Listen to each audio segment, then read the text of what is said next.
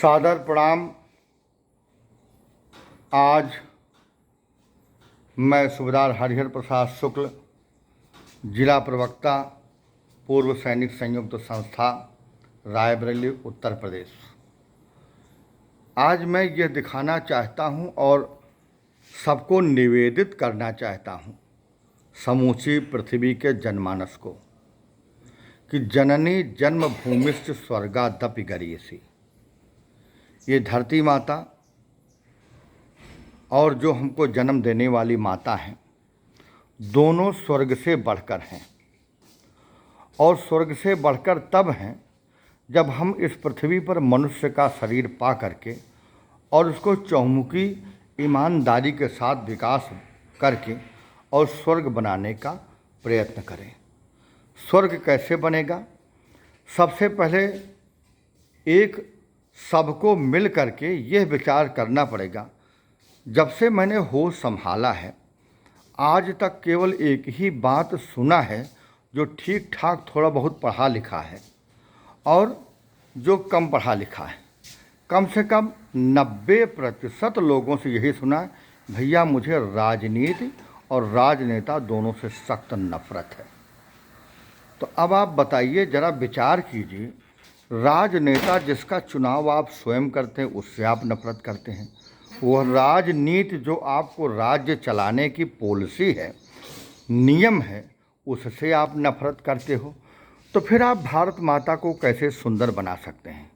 ध्यान रहे, जब मैं भारत माता की बात करता हूँ तो समूचे पृथ्वी की बात करता हूँ, क्योंकि समूची पृथ्वी ही भारत माता थी। इसके तमाम प्रमाण मौजूद हैं। चक्रवर्ती सम्राट अशोक के प्रमाण, चक्रवर्ती सम्राट महाराज जनक, महाराज दशरथ और महाराज दिलीप, महाराज पृथ्वीराज चौहान, तथा इस तरह से महाराज युधिष्ठिर, और समय समय पर सब इस पृथ्वी को न संभाल पाने की वजह से राज्य एक दूसरे से अलग होते गए और उनकी अपने अलग अलग नीतियाँ होती गई। तो अगर आप अपने राजनेता और राजनीति से नफरत करेंगे तो अब आप सोचो, वो राजनेता पार्लियामेंट में बैठकर आपके लिए सुंदर सुंदर नीतियां बनाता है, परंतु जब आप नफरत करते हो, नफरत करके सही नेता का चुनाव आप नहीं कर पाते, क्योंकि सही नेता बनने के लिए समूचे देश में न तो कहीं कोई ट्रेनिंग है, ना तो कोई प्रशिक्षण है।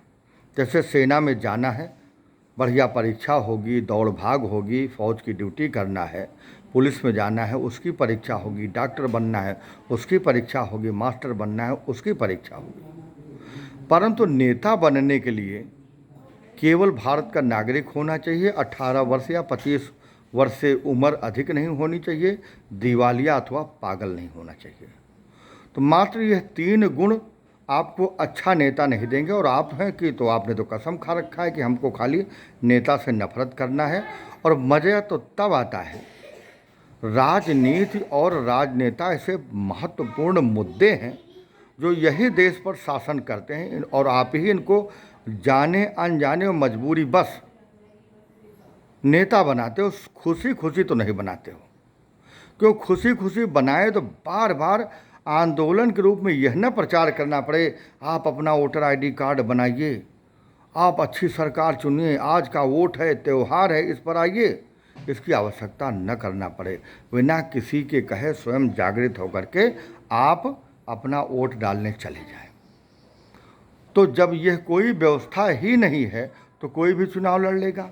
अब कोई भी अगर चुनाव लड़ लेगा तो जेल में बैठे बैठे चुनाव लड़ लेगा, उसके बाद में नेता बन जाएगा। तो जब जो व्यक्ति जेल में बैठा हो, और सबसे बड़ी बात, हमारी जो भी नेता हैं सब हमारे बच्चे तो हैं, सब हमारे, कोई किसी का बच्चा है, कोई किसी का पिता है, सब भारत माता की संतान तो हैं। समूचे विश्व वाले नेता की भी मैं बात करता हूँ, सब इन्हीं की संतान है। परंतु एक ही प्रॉब्लम है, उनको प्रशिक्षण नहीं दिया गया है कि एक नेता को क्या करना चाहिए और क्या नहीं करना चाहिए, डूज एंड डोंट्स। तो सबसे पहली चीज़, अपार पृथ्वी पर रहने वाली सब जनमानस से मेरी अपील ये है कि सबसे पहला काम करें कि राजनीति और राजनेता को अपना प्रिय विषय बनाएं और कहीं भी मिले तो अपना एक दूसरे से हाल चाल पूछने से पहले हमारे देश का क्या हाल है, हमारे देश के नेताजी का क्या हाल है और हमारे देश के राजनीति का क्या हाल है। अगर ये पूछना शुरू करेंगे नफरत करने के बजाय और आपको लगता है कि राजनीति गंदी है और राजनेता गंदा है, तो आप उसको सफाई करने का प्रण लीजिए। सफाई कैसे करेंगे? सफाई करेंगे नेताजी की योग्यता से, अर्थात योग्य नेता का चुनाव करके सफाई करेंगे। अब अगर कोई नेता अपने भाषण में कह रहा है कि आप मुझे बनाइए, मैं सब कुछ अच्छा और बढ़िया करके दूंगा, तो आप पूर्ण रूप से पहले आश्वस्त हो जाइए कि हाँ भाई ये सही रहेंगे, बढ़िया करके देंगे अथवा नहीं कर पाएंगे। कैसे आश्वस्त होंगे? इसके लिए मेरा निवेदन है, भारत में संगठनों की कमी नहीं है, न भारत में संत महात्माओं की कमी है, क्योंकि अब कोई इसके लिए कॉलेज और कोर्स या प्रोफेशन बना नहीं, ना कोई कोचिंग इंस्टीट्यूट बना है। हालांकि मेरा तो ये प्रयास रहेगा, अगर मैं भारत में अपनी आवाज़ जो पहुंचा पा रहा हूं, ज़रूरी नहीं कि मैं अपनी आवाज़ कोई नेता बनूं तभी कह पाऊं, कोई मंत्री बनूं तभी कह पाऊं। और नेता या मंत्री बनने की चाह हमारे भारत के हर नागरिक में होनी ही चाहिए, परंतु योग्य वाला नेता। अगर आप किसी क्षेत्र के विधायक बन जाते हैं तो फिर अपने यहाँ एक व्यवस्था बनाएं कि कोई भी आवेदन अगर आपके पास लेके आ जाए, उस आवेदन को जिस विभाग का हो उस विभाग तक आप प्रेषित करें तथा उसको परस्यू करें। अपने कार्यकर्ता लगाइए, जनमानस लगाइए और जिसने आवेदन दिया है उसको पहली बार में सुनिश्चित कर दे, हे मित्र, मैं आपका विधायक हूँ, मैं आपका प्रधान हूँ, मैं आपका बीडीसी हूँ, आपने ही मुझे अपनी सेवा करने का यह सौभाग्य प्रदान दिया है तथा मैं राजयोग लेकर पैदा हूँ। भगवान शिव ने मुझे कृपा की है सेवा के लिए। तो आप जाइए, आपका कार्य करवाकर और आपको सूचित कर दिया जाएगा। तो उस जमाना मीडिया का है, उस व्यक्ति का मोबाइल नंबर उस एप्लीकेशन पर लिखवा दीजिए और उसकी जो भी समस्या है, अगर किसी भी स्तर से संभव है तो उससे करवा करके और उसको सूचित कर दें। दोबारा उसको आपके यहाँ आकर भीड़ लगाने की आवश्यकता न पड़े, आपको परेशान करने की आवश्यकता न पड़े। और वह व्यक्ति अगर कोई भी हो, मैं नेताजी हूँ, मैं विधायक हूँ, मैं मंत्री हूँ, मेरे यहाँ अगर वह व्यक्ति आ रहा है बार बार, तो भारत माता का नुकसान हो रहा है, क्योंकि वह व्यक्ति मेरे यहाँ आने के बजाय बार बार खेत में जुताई करता, अच्छी फसल पैदा कर लेता, अपना काम करता अर्थात देश का काम करता, परंतु बार बार उसका कार्य नहीं होता है। और आवेदन दिया तो क्या हुआ, जनमानस को पता नहीं चलता है। तो यह जनमानस इस वजह से तय नहीं कर पाता है कि हमने नेताजी को एप्लीकेशन दिया, पता नहीं क्या हुआ, अरे मैंने दिया, कुछ होता ही नहीं। तो ये जो कमियां हैं समस्त नेताजी को नोट करनी पड़ेगी। अच्छा नेता बनने के लिए एक ही नियम, जिसने आपके यहाँ आवेदन दे दिया उसका कार्य करवाकर उसके मोबाइल पर प्रमाण के साथ उसको सूचित करवा दिया जाए। और किसी कारणवश कार्य करवाना संभव न हो तो झूठा वायदा नहीं। देखो, झूठा वायदा करने से नरक ही जाना पड़ेगा। आज आप नेताजी बन गए हैं तो चूंकि आपने पिछले जन्म में अच्छे कार्य किए थे, आपका प्रारब्ध जिसको बोलते हैं, किस्मत क्या बोलते हैं, कर्म ही किस्मत का निर्माण करती है। तो आपने अच्छे कर्म किए थे, आपके माता पिता ने अच्छे कर्म किए थे, तो उसका परिणाम हुआ कि आप नेताजी बन गए, बड़े धनवान बन गए। मगर शास्त्र कहता है कि जितने भिखारी हैं सब बड़े बड़े नेता थे, पहले बहुत बड़े बड़े बिजनेसमैन और वीआईपी थे, परंतु इन्होंने एक ही गड़बड़ किया। धन की जैसे दो गति है, या तो खुद खर्च कर लो और या तो दान करो, उसे अच्छे अच्छे कामों में लगाओ। मगर खुद पे नहीं खर्च करना और अच्छे कामों में ना लगाना तो धन बोला नष्ट हो जाता है। और नष्ट होने का मतलब क्या है, जब शरीर छोड़ोगे तो अगला जन्म भिखारी बना दिया जाएगा, इसलिए आपको दंड दिया जाता है, क्योंकि पहला जन्म मिला था ना आपने धन का उपयोग किया स्वयं पर, ना किसी पर उपयोग किया दान के रूप में। इस वजह से वो धन आपसे छीन करके और आपको भिखारी बना दिया गया और आपके ही धन को आप भिक्षार्थी बन करके मांग रहे हैं। तो आओ यह मिलकर तय करें कि हम अपने भारत देश में राजनीति प्रिय विषय बने और राजनेता हमारा सबसे प्रिय रोल मॉडल बने। इसके लिए क्या करें?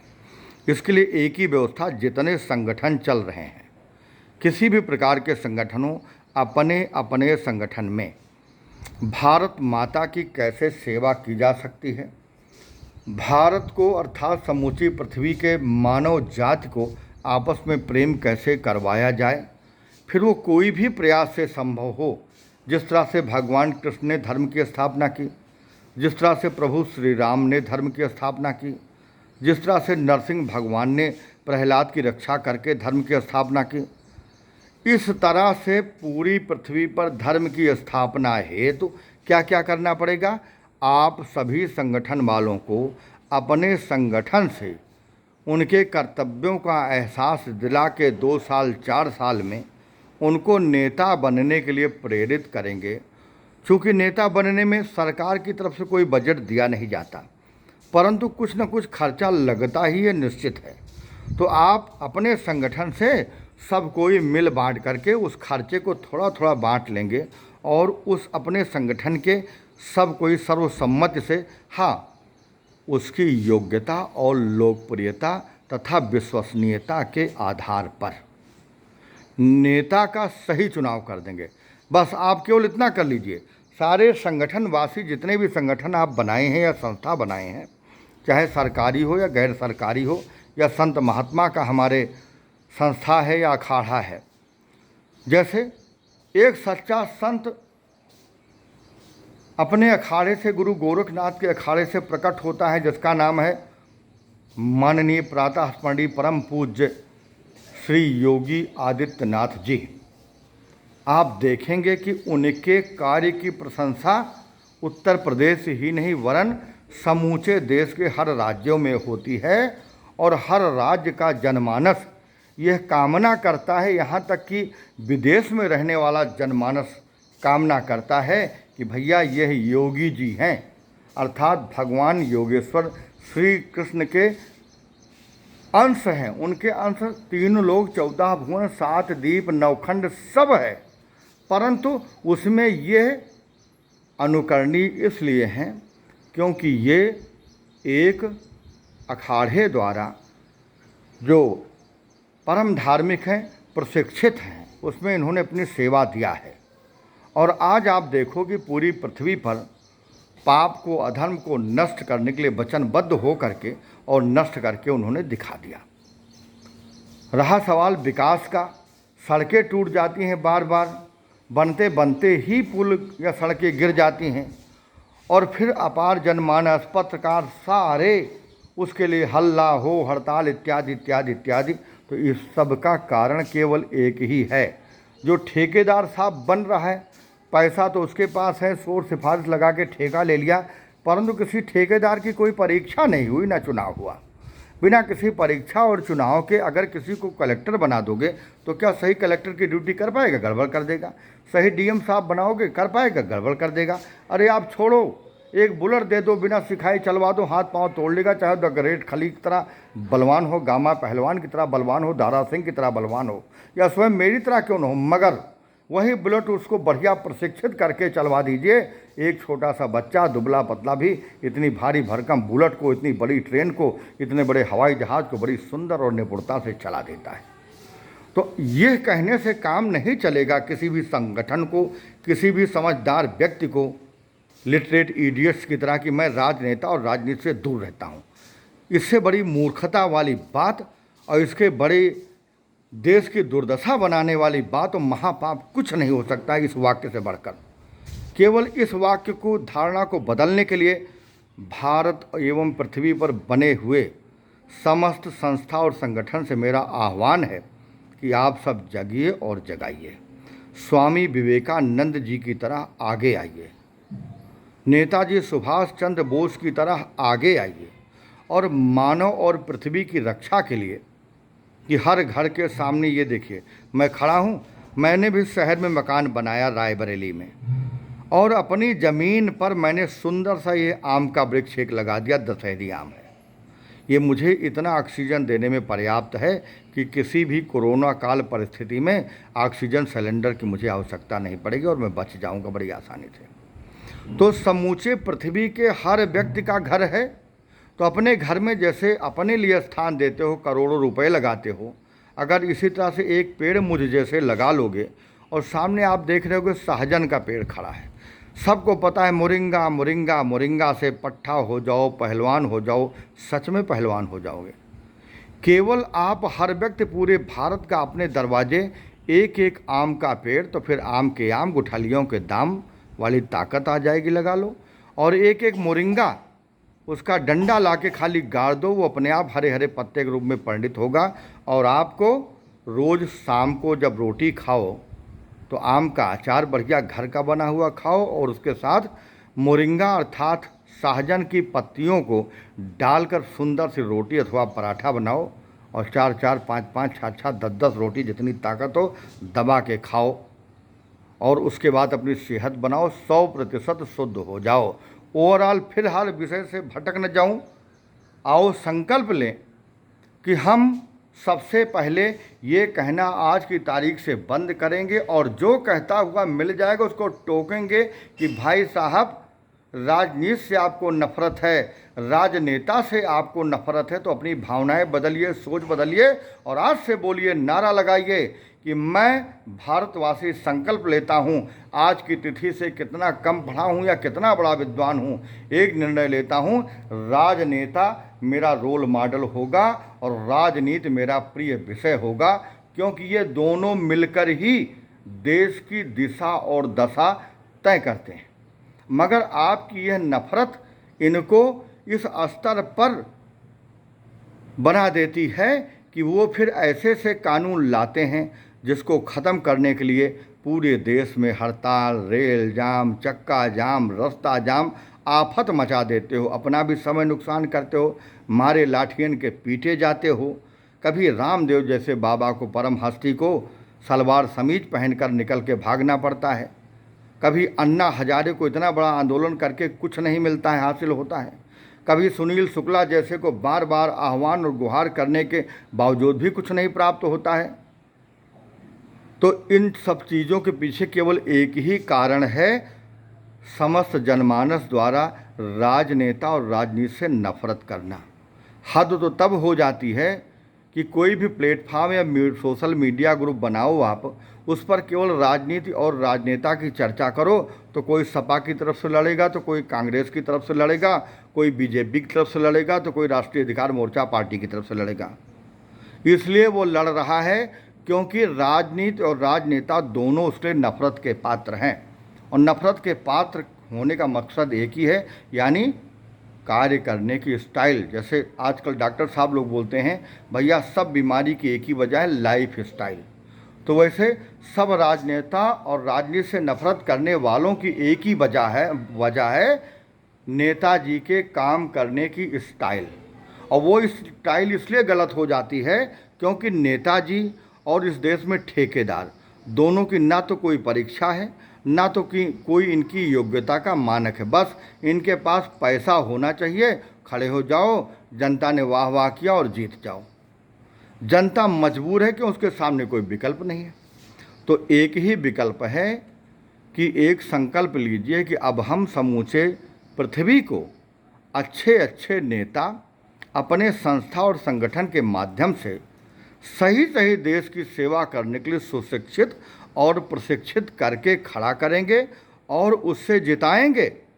और खड़ा करने और टिकट दिलवाने और जिताने से पहले एक संकल्प पत्र लिखकर उस पर उसका हस्ताक्षर, उसके माता पिता का हस्ताक्षर करवाएंगे कि मैं शपथ लेता हूं अपने संस्था की, अपने माता पिता की, अपने भगवान की, कि जिस दिन से नेता बन जाऊंगा उस दिन से नियम पूर्वक जितना संभव होगा देश के विकास में बिना किसी के कहे, बिना किसी के हड़ताल के, बिना किसी के बवाल के 100% शुद्धता और ईमानदारी के साथ कार्य करता रहूँगा।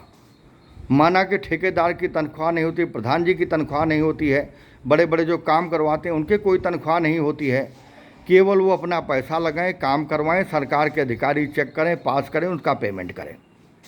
तो कम से कम एक अच्छे ठेकेदार का भी चुनाव हो, इसी तरह से उसको भी संगठन और संस्था द्वारा निकाला जाए।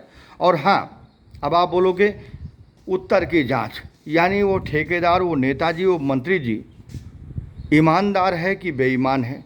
तो जब आप ट्रेनिंग नहीं देंगे, प्रशिक्षण नहीं देंगे, तब तक वो ठेकेदार और नेताजी कभी भी ईमानदारी करे, ये संभव नहीं है। वो इसलिए संभव नहीं है कि माहौल और तरीका, अगर ईमानदारी पर उतारू हो बेचारा, ईमानदारी का शौक़ सबको है, सच बता रहा हूँ। हर व्यक्ति, इवन तो जो जिस पर बेईमानी का ठप्पा लगा होता है समाज द्वारा, वो भी अंदर ही अंदर अपने आप को कोसता है, स्वयं के बारे में सोचता है, मैं मरूंगा तो पता नहीं क्या होगा, मेरे बच्चों को पक्का नरक होगा, हे भगवान मेरे बच्चों को मुझ जैसा मत बनाना, बहुत अच्छा इंसान बनाना। मगर वो इसलिए बेईमानी कर रहा है कि उसके ऊपर इतना दबाव होता है। ठेकेदार होगा, उस पर दबाव है कि तुम्हें इतना पैसा हमको देना ही देना है, चाहे जहाँ देखो, टीवी पे देख लो, पिक्चरों में देख लो, व्यक्तिगत ठेकेदारों से मिलके पूछ लो तो उनकी आत्मकथा है, भैया मैं क्या करूं, एक तो मुझे कोई तनख्वाह नहीं मिलती, फिर जो सारा काम मैं करवा दूं तो सब जगह मुझे शेयर देना पड़ता है।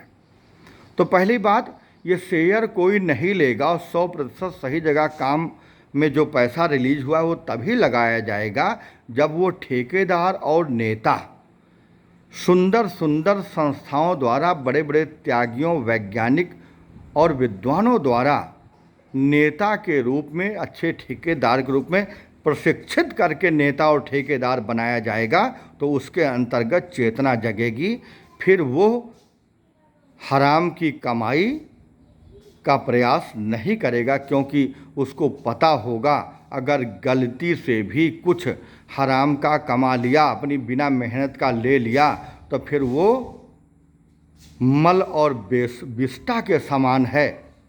फिर वो क्या करेगा, जितने दिन वो धन आ जाएगा, एक दिन चलते चलते सब परिवार सुनाई देगा कि जा रहे थे, गाड़ी पलटी और सब खत्म हो गए, और सब अकाल मृत्यु में मर करके सीधा प्रेत योन में चले गए। 1000 साल के प्रेत योन में जाकर बाहर। हाँ, अब आपको लगेगा यार फौजी आदमी कैसी बात कर रहे हैं, प्रेत भला कोई चीज़ होता है? अगर नहीं होता है तो हनुमान चालीसा में लिखा है, महावीर जब नाम सुनावे, भूत पिशाच निकट नहीं आवे। फिर ये क्यों लिखा है? इसका मतलब 100% प्रेत होता ही है। दूसरा, हर मजहब धर्म में जहाँ देखो झाड़ फूंक बड़े बड़े लोग कर रहे हैं और बड़े बड़े लोग करवा रहे हैं, टीवी पे भी आजकल आ रहा है। इसका मतलब भैया भूत प्रेत तो होता ही है, और 84 लाख योनि में है, जिसमें एक प्रेत योनि भी है।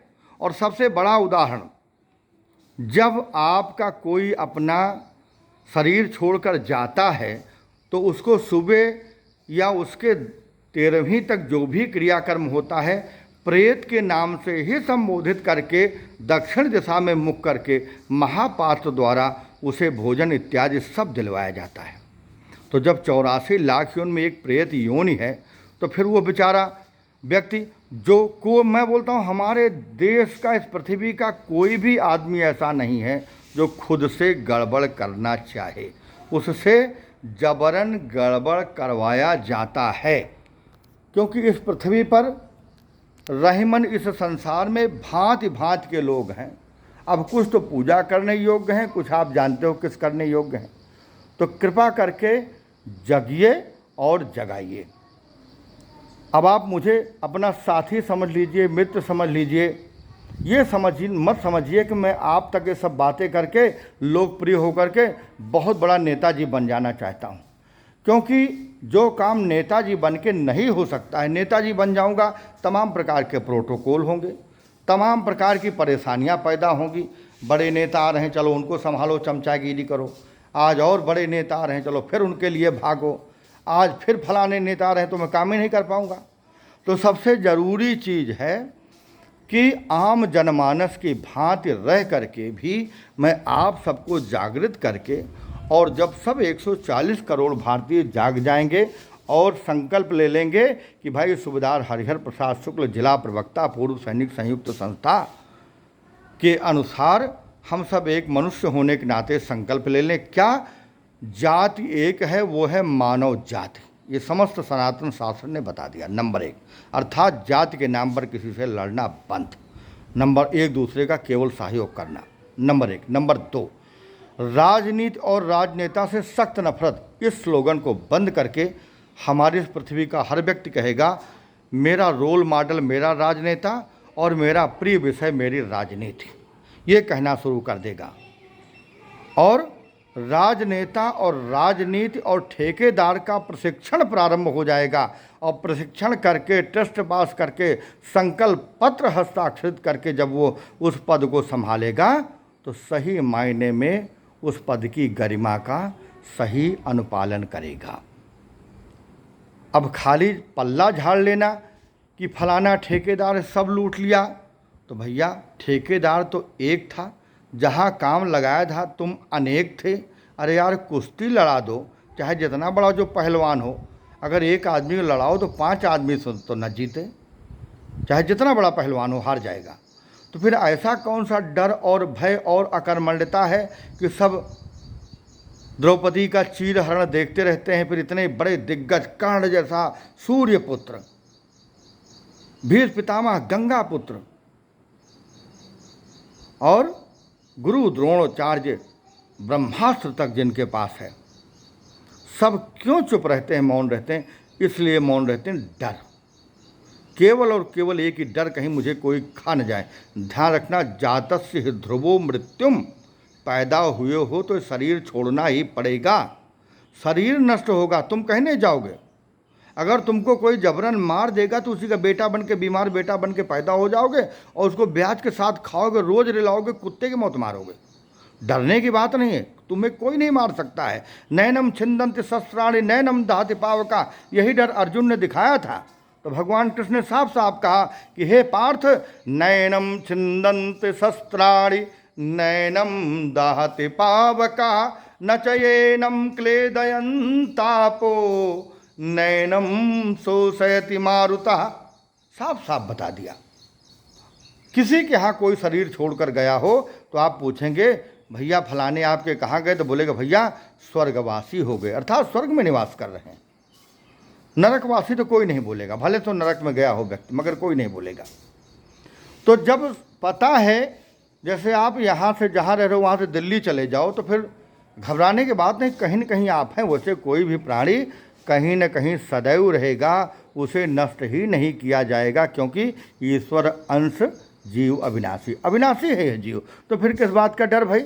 दूसरा, फिर भी डर सताए तो सबसे अमोघ और अचूक उपाय आपके डर को त्यागने का। नंबर 1, शिव महापुराण विद्येश्वर संहिता में लिखा है और पंडित प्रदीप मिश्रा जी स्वयं अपने व्यासपीठ से कहते हैं, और 50 लाख की भीड़ तालियां बजाकर उनका समर्थन करती है। तो गवाही तो यार केवल 2 की ही होती है, और 2 की गवाही पे फांसी तक की सज़ा हो जाती है प्रामाणिकता मान करके। तो फिर 50 लाख की गवाही की प्रामाणिकता कम तो नहीं होती है। भगवान शिव कहते हैं, हे उमा, हे पार्वती, जो व्यक्ति मेरे भक्त को नुकसान पहुँचाने का खाली विचार बनाएगा, सोचेगा, मैं उसकी 7 पीढ़ियाँ नष्ट कर देता हूँ तत्काल। इसी को बोलते हैं, जाको राखे साइया मार सके ना कोई, और बाल न बाका कर सके जो जग बैरी होए। अरे मार्कंडेय ऋषि का दुश्मन स्वयं काल बन गया, स्वयं मौत आया था। वो जो काल है, यमराज है, वही बन गए दुश्मन। मैं तो उसको मार डालूंगा। और वो भगवान शिव के शिवलिंग को पकड़ के बोल रहे हैं, ओम त्र्यंबकम यजामहे सुगंधिम पुष्टिवर्धनम उर्वारुकमिव बंधनान मृत्युर्मोक्षीयमामृतात्। वो स्वयं बोल रहे हैं।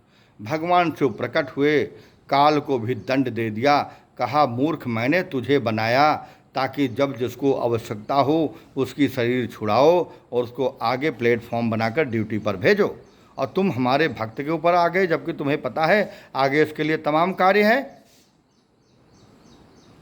तो काल ने कहा, प्रभु आपने ही मेरे लिए नियम बनाया है। बोला, बिल्कुल नियम बनाया है, परंतु जो कोई मेरी शरण में आ गया है वो व्यक्ति इस नियम से बाहर है। अब ये कब शरीर छोड़ेगा उसका निर्णय मैं लूँगा, क्योंकि मैं महाकाल हूँ। मैंने तुम्हें बनाया है, जाओ यहाँ से। काल को दंडित किया और आने वाले समय के लिए शिक्षा हुई। तो भगवान शिव जब स्वयं यह वचन देते हैं कि हे वह मनुष्य जो मेरी शरण में रहेगा, जो मेरी भक्ति करेगा, अगर उसके नुकसान के बारे में कोई खाली विचार करेगा, सोचेगा, तो फिर उसकी 7-7, 20-20, 21-21 पीढ़ी ही नष्ट कर दूंगा। फिर किस बात का भय डर आपको है? बस आप जाकर के खाली निवेदन कर लीजिए, नाम और गोत्र बता करके, क्योंकि जैसे आप FIR लिखाते हो डकैती पड़ने की संभावना रहती है, तो आपकी सुरक्षा सुनिश्चित होती है।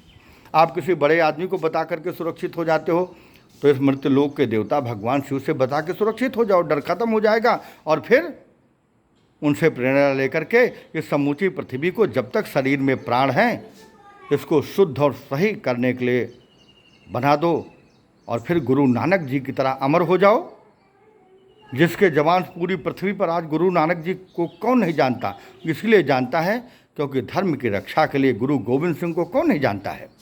जब सनातन हिंदू धर्म पर आक्रमण हुआ और यहाँ तक कि गुरु गोविंद सिंह के 5 बच्चों को भी उन्होंने दीवालों में चुनवा दिया, परंतु गुरु गोविंद सिंह ने कहा 1.25 लाख से 1 लड़ाऊं, चिड़ियन ते मैं बाज तोड़ाऊं, तब गोविंद सिंह नाम कहाऊं।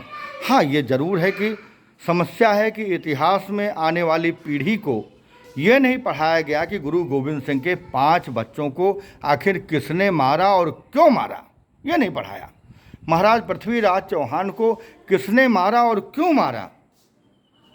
तो जिस दिन कम से कम सही शिक्षा व्यवस्था बन जाए और जिसने जो किया हो वो खाली पढ़ाया जाने लगे, तो लोग अपने आप सही काम करना शुरू कर देंगे और निडर हो जाएंगे। चलते चलते निवेदन, और सही निवेदन एक ही है कि एक निर्णय ले लो कि आज की तारीख से इस पृथ्वी का जनमानस ये कभी नहीं कहेगा कि राजनीति और राजनेता और ठेकेदारों से मैं सख्त नफरत करता हूँ। ध्यान रहे, वो या तो आपके पिता हैं, या तो आपके पुत्र हैं, या तो आपके भाई हैं, और या तो वो बंधु हैं, नहीं तो मानव हैं।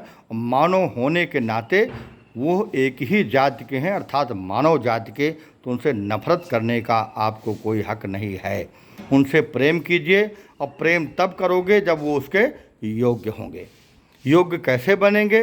पहले मैंने निवेदित कर दिया कि उनको आप अपनी अपनी संस्था के माध्यम से प्रशिक्षण दीजिए, भारत माता की कैसे सेवा करनी है, भारत माता को कैसे सुंदर बनाना है। कैसे सुंदर बनाना है? सर्वप्रथम भारत कृषि प्रधान देश है, तो सबको कृषि आनी चाहिए, और 1-1 घंटा व्यायाम के तौर पर सबको कृषि करनी चाहिए। गोधन गजधन बाजधन और रतन धन खान, जब आवे संतोष धन, सब धन धूल समान। तो दो चीज़, अगर गो धन सबसे बड़ा धन है, तो फिर गोपालन पर सबकी रुचि होनी चाहिए। महाराज दिलीप की तरह, भगवान श्री कृष्ण की तरह वो गोपाल हैं, सबकी गाय पर रुचि होनी चाहिए। गाय का दूध ही खाएं, ताकतवर बने, और गाय के गोबर को अपने खेत में डाल के अच्छी उपज लें, गौमूत्र का प्रयोग करके अपने खेत में अच्छी फसल लें और ताकतवर बने, बीमारी से मुक्त हो जाएं। तो और साथ में प्रति व्यक्ति बिना किसी के कहे, बिना किसी सरकारी मदद के, जहाँ भी घर हो अपने घर में 1 वृक्ष आम का और 1 सहजन का जरूर लगाएं। इतना कर लेंगे।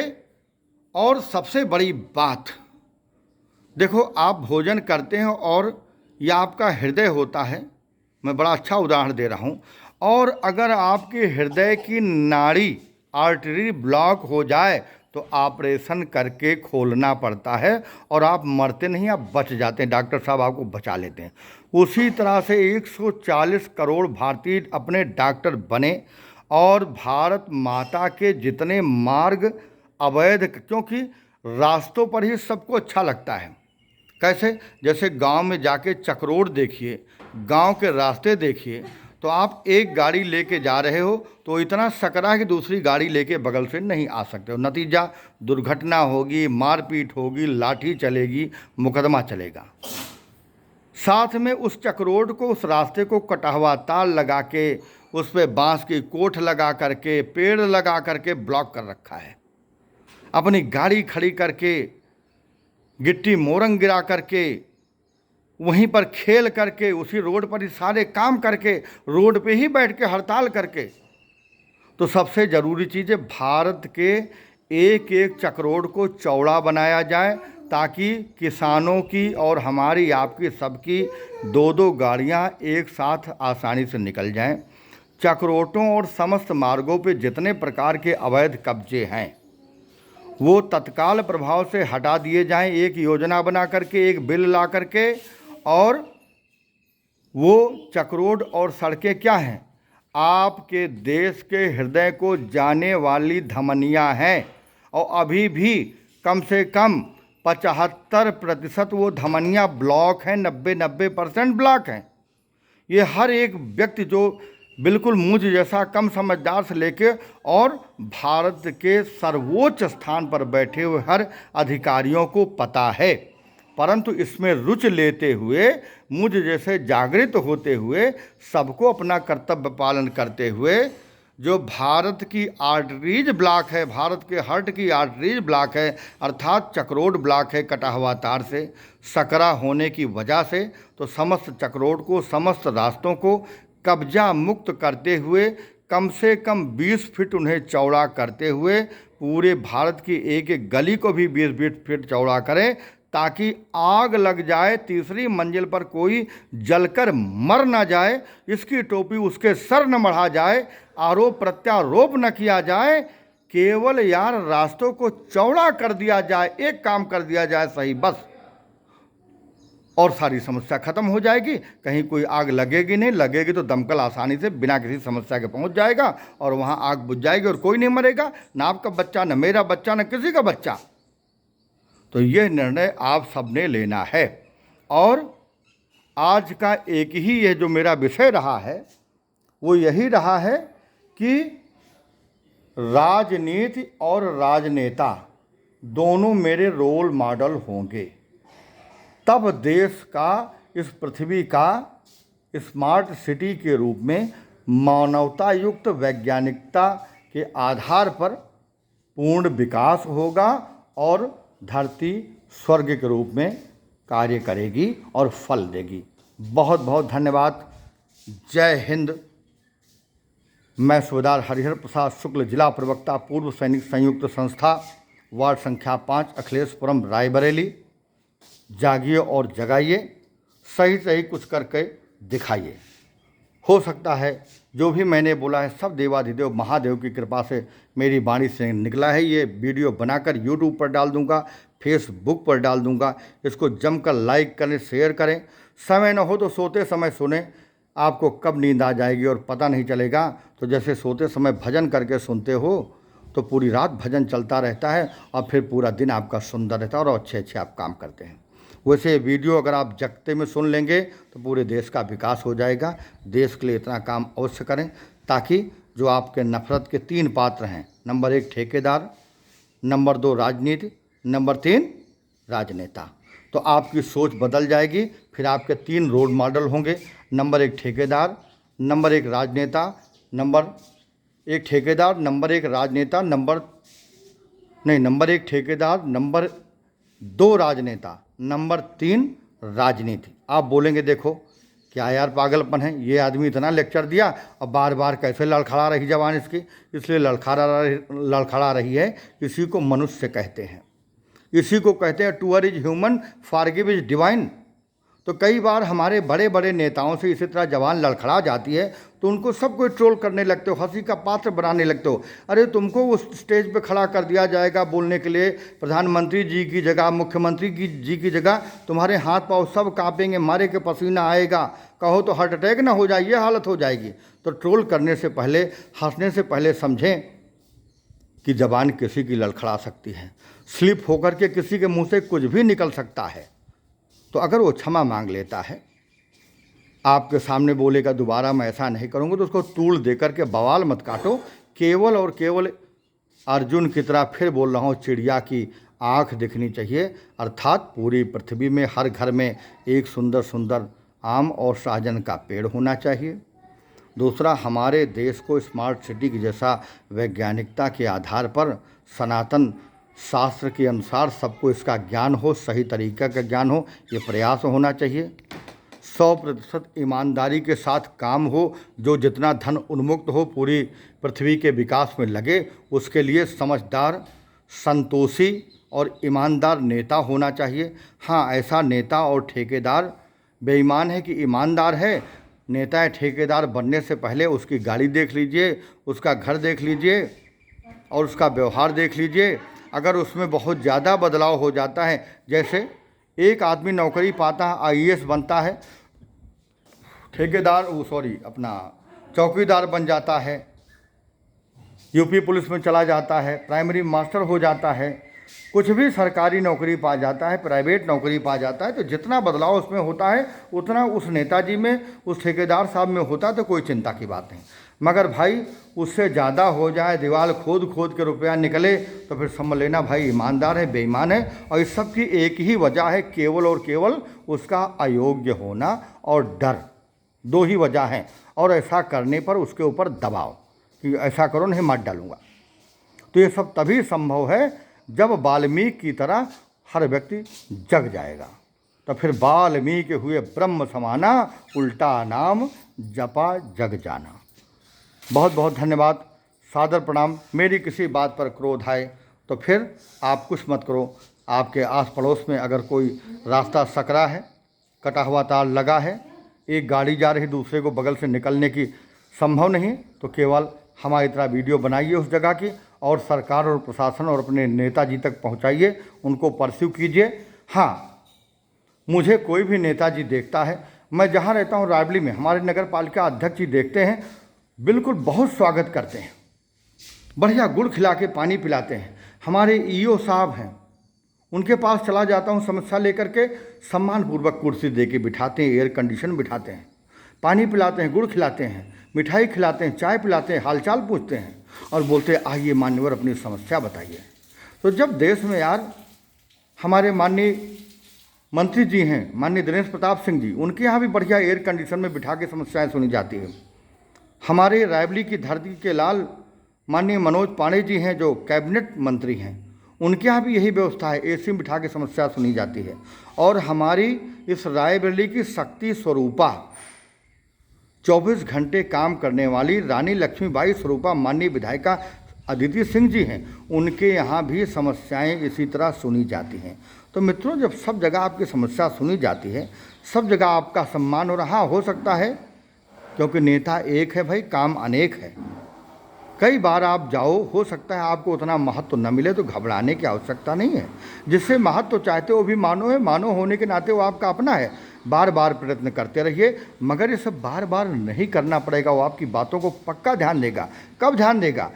जिस दिन से आप ये निर्णय ले लोगे, राजनेता, ठेकेदार और राजनीति मेरे प्रिय विषय हैं। इनकी जो कमियां हैं, हम जो संगठन में हैं, हम जो संस्था बनाए हैं, वहाँ पर इनको ट्रेंड करेंगे, संकल्प पत्र हस्ताक्षरित करवा के इनको आगे चुनाव में खड़ा करेंगे और उनसे 100% शुद्धता के साथ काम कराएंगे। और उनको ये भी बोलेंगे, ये फलाना मौजा है, इसकी जनसंख्या 1 लाख लोगों की है। हे मित्र, आप यहाँ के ठेकेदार हो, आप यहाँ के कोटेदार हो, अगर कोई भी आपको चुनौती दे, आपको ईमानदारी सच्चाई से काम करने के लिए, तो आप पीछे हो जाना। मैं छाती खोलकर लठ लेके आगे खड़ा रहूँगा। पहले मुझसे लड़ेगा, उसके बाद तुम तक पहुँचेगा। ये भरोसा दिला देना और सही सही साथ खड़े हो जाना, वो आपको ईमानदारी से 100% बिना डरे काम करके दिखा देगा। जय हिंद, हर हर महादेव।